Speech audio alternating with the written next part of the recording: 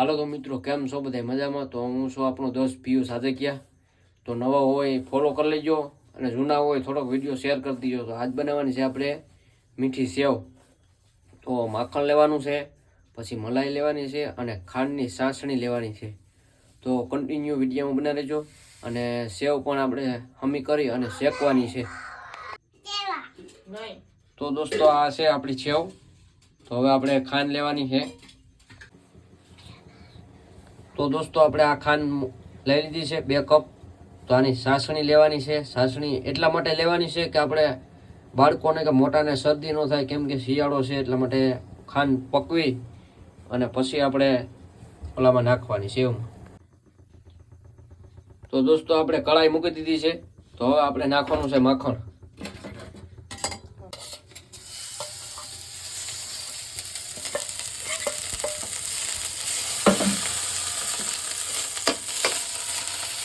માખણ ગરમ થઈ જાય પછી આપણે સેવ નાખવાની છે, પછી માથેથી મલાઈ.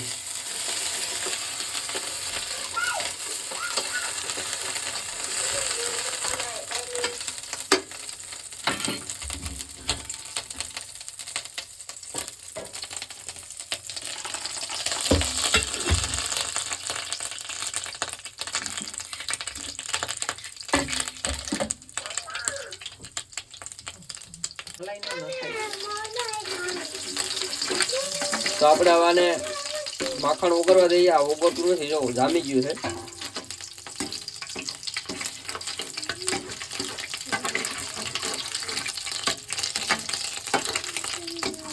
માખણ બરાબર આ ઓગળતું નથી એટલે આને આપણે કાઢી નાખવાનું છે.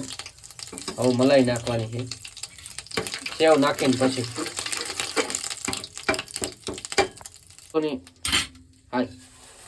હવે દોસ્તો, આપણે સેવ નાખી દઈએ.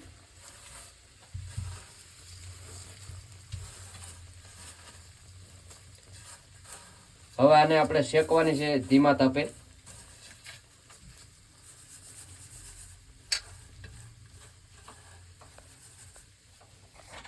પછી શેકાઈ જાય પછી આપણે માથેથી ખાંડની ચાસણી લીધી એ નાખવાની છે.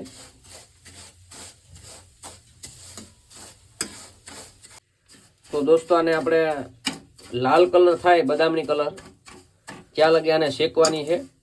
અત્યારે બદામની કલર તો દેખાય પણ થોડીક લાલ થવા દેવાની છે.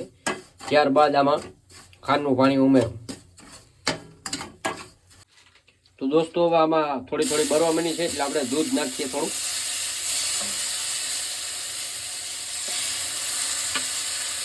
એટલે આમાં ફૂલ ટેસ્ટ આવશે માવાનો. જો આપણે આ મલાઈ છે અને દૂધ પણ આવી ગયું છે અને બીજી મલાઈ પણ નાખશું આપણે.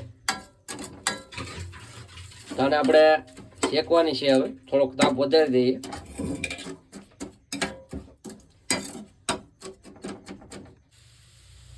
તો દોસ્તો, હવે આપણી સેવ શેકાઈ ગઈ છે, તમને નજીકથી બતાવું. હવે આપણે નાખવાનું છે ખાંડનું પાણી. તો આ ખાંડનું પાણી છે. હવાને સરખી રીતના હલાવી દેવાનું. હવે આપણે આમ નાખવાના છે કાજુ બદામ માથે.